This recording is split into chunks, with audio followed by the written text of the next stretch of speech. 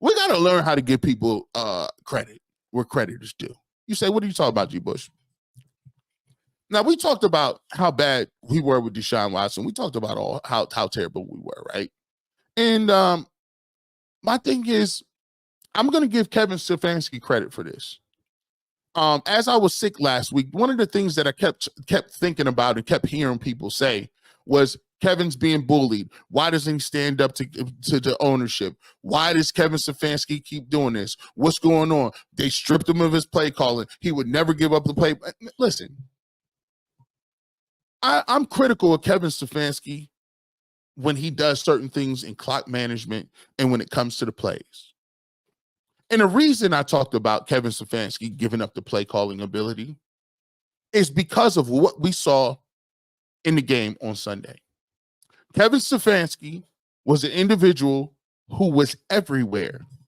I saw him talking to the defensive line coach. I saw him talking to his offensive line. I saw him talking with the special teams coordinators. I seen more energy out of him. I seen him looking around and being able to be in the headsets.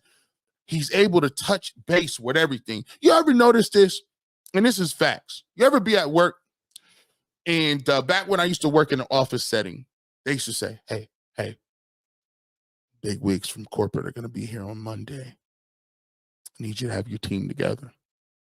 No excessive breaks in the coffee room, G. Bush. Nobody be late. And that dress code is intact. Do not have these joints coming in here in yoga pants and in no shorts, button up, business casual, tuck that shirt in. Excessive breaks will be watched. And we need everybody here to 5 o'clock, not 4:45. Don't be clocking out, looking around.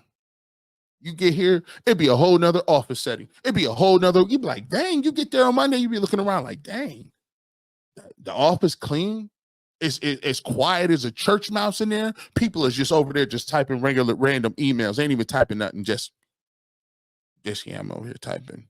Just getting work done. Just being studious right now. Yep. Got work to do. Can't even deal with Jody over there. Jody, can't gossip with you. I don't care about the Browns game, Ted. Everybody ready to go. It's funny how when the head honcho starts walking around the cubes, people tighten up. And right now, I saw a lot of tightening up. Guess what we didn't see? Jed Wills wasn't playing. Jed Wills, he must have saw that tape, that look-a-who block. He must have searched it. He must have had time to be on the internet. Like, dang, Jed was doing that terribly. He had opportunities to be like, Dustin Hopkins, you keep missing these kicks, I know something. Sometimes less is more. Sometimes hire people to do a job and move the hell out the way. For everything that we talk about Jimmy Haslam, for everything that we say, Jimmy's micromanaging, Jimmy's over things, Jimmy's doing this. Why can't that same thing be true for Kevin Stefanski? You keep hiring offensive coordinators and you still want to call the plays. You keep hiring offensive coordinators, but you cuffing them. Let them do their job so you can maximize your other parts of your job that you're responsible for. And I'll give him credit.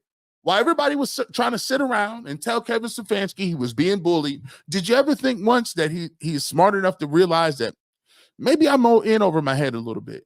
Maybe I do need to work on these penalties. Maybe I do need to reel some of this other stuff in that I'm seeing where players ain't motivated, looking like they don't care, and out of shape, and all these other good type of stuff. For me, sometimes we got to actually stop acting like Kevin Stefanski is some bullied child. Because from everything that I keep hearing and people keep saying, Kevin Stefanski has always said he's been about a collaboration. He's always said, I'll do what's best for the team. Some people may question that move to keep Deshaun Watson in there, but that's not me. That's what they saying, Kevin. But honestly, like at some point, give him credit for saying, Ken Dorsey, do your thing. And I disagree. Everybody's talking about like Oh, it was different. It wasn't different plays. It was just so and so. It wasn't different plays. It was just listen, man.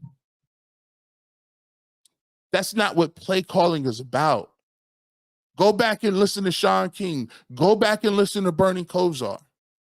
They've been saying it for the last 6 to 8 weeks. It's not necessarily what the diagramming of the play is. It's the relationship between the quarterback and the guy in the headset. Are you married to the ideas? When you guys are going over those plays and he's saying what you like, how you like this, what are you going to do? Let's dial this up right here. All that matters. That matters. There was a lot of plays in that game where I don't think Kevin Stefanski would have called the same plays. I just don't think so.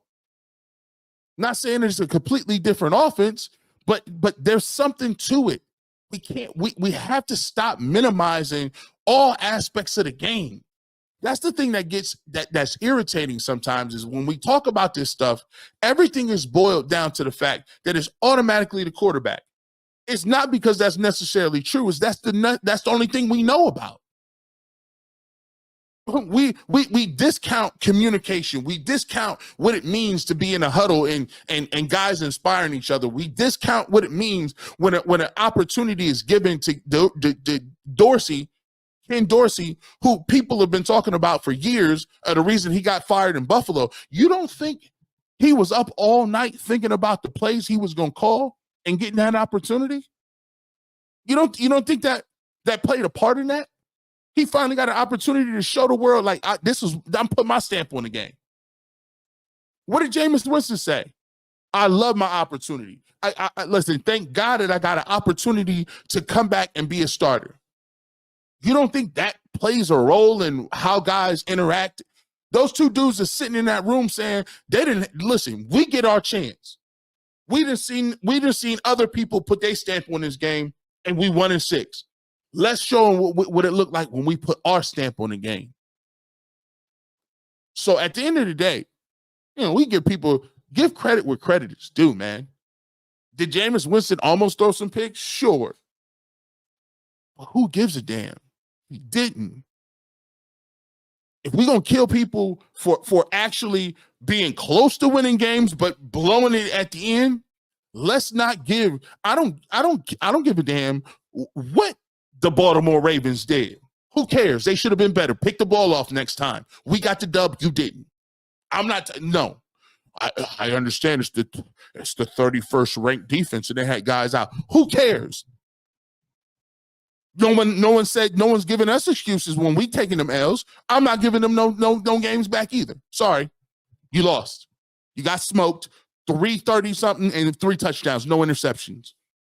In 5 years, no one will remember that you almost 3 interceptions. They'll go back and know that you won the game and look at the stat book. With that being said, we'll get to some of your comments here really quickly. Let's get it. What are we looking at? Let's get to your comments.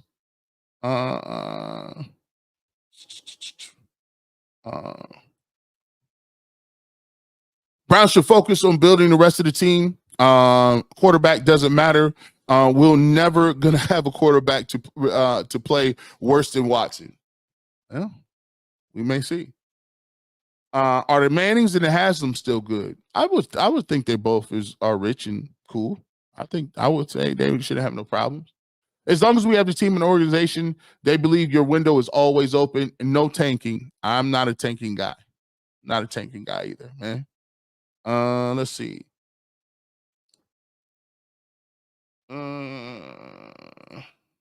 iPing says they were really riding Deshaun Watson until the wheels fell off. Gave him $230 million. You had to. I thought. Let me explain that too.